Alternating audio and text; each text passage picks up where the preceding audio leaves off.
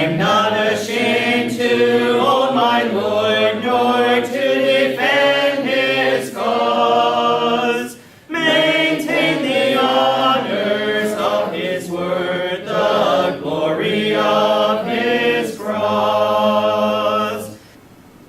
Hello, I'm James Brown, and on behalf of the Eastern Church of Christ located in Toronto, Canada, I'd like to welcome you to Thursday's edition of Walking Through the Bible, a podcast where we seek to study the Bible and the Bible alone.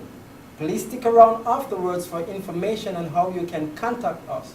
But for now, if you have your Bible with you, please turn to the book of Genesis, and we'll turn the time over to Jeremy Disacamp for our study of the day.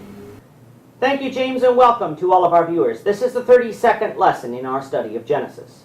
Yesterday we covered Genesis chapter 7, verses 6 to 24, discussing how God destroyed this earth, all living creatures and all mankind not found in Noah's ark, in a worldwide flood.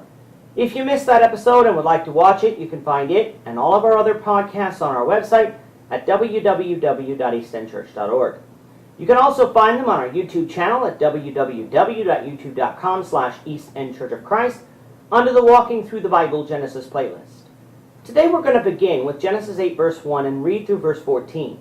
The text that you'll see on the screen is from the English Standard Version, but you're welcome to follow along with any version that you have.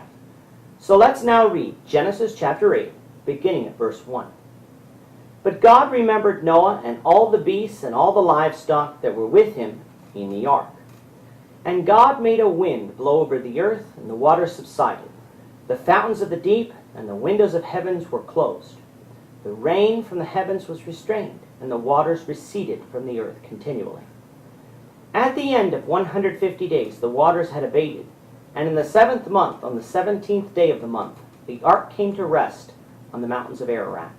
And the waters continued to abate until the 10th month. In the 10th month, on the 1st day of the month, the tops of the mountains were seen.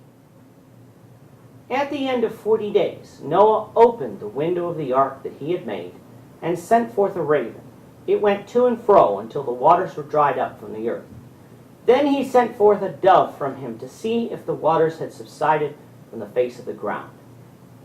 But the dove found no place to set her foot, and she returned to him to the ark, for the waters were still on the face of the whole earth.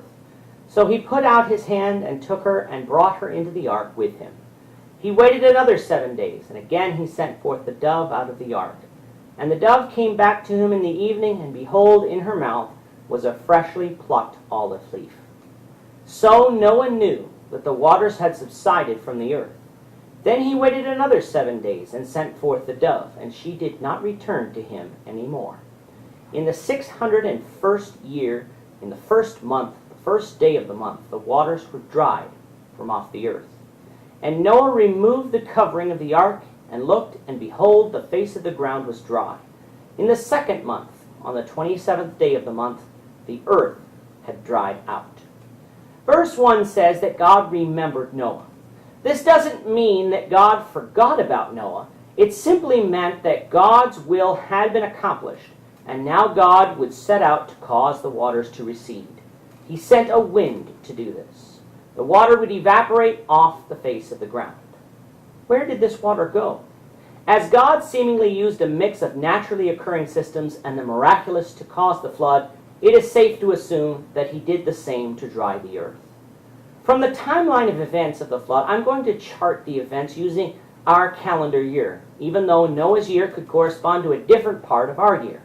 It's just meant to be an illustration so we can visualize it.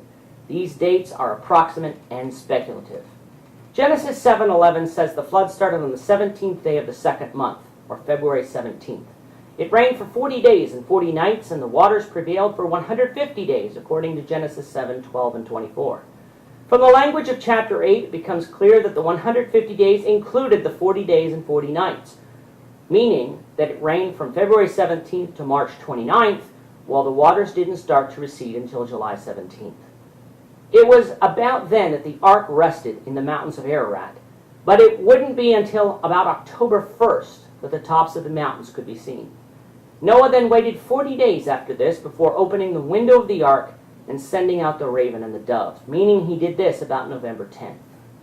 The raven went out, moving around until the waters had receded, but didn't return to the ark because the mountaintops and remains of the dead would have provided it with rest and food. The dove was sent out 3 times before it didn't return, with its second return bringing back the olive leaf. This would correspond to November 10th to December 1st. Noah would wait until January 1st, another 31 days, before removing the covering of the ark, allowing him to view the land for himself. It wouldn't be until about February 27th that the earth would be completely dry. All told, the time from the beginning of the flood to the end was about 375 days, or just over 1 year. With that, our time is up for today. Please join us, the Lord willing, tomorrow when we will continue our study with Genesis, beginning with Genesis 8:15. Thank you, Jeremy. And to our viewers, we also thank you for watching.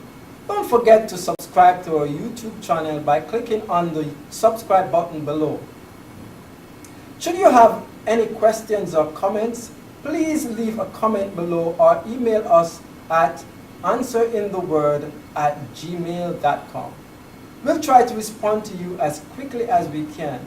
We hope you'll join us, the Lord willing, tomorrow when we'll be continuing our study of the book of Genesis. Goodbye for now and have a great day. I'm not ashamed to own my Lord.